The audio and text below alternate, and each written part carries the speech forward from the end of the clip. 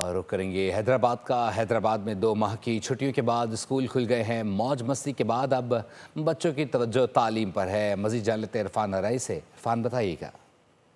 2 माह की मौज मस्ती के बाद आज बच्चे स्कूल पहुंचे हैं और हैदराबाद शहर में तमाम स्कूल खुल गए हैं और बच्चे आज से पढ़ाई की जानिब राग़िब हो गए।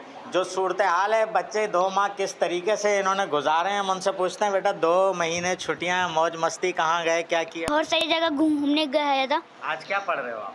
आज मैंने पढ़ा है मैथ्स पढ़ा है। और भी बच्चों से बात करते हैं। आप क्या पढ़ रहे हो आज? समर वेकेशन में मैं कराची गई थी, वहाँ पे मैं ज़ू गई, पार्क गई और बहुत मज़ा आया था। आज क्या पढ़ रहे हो?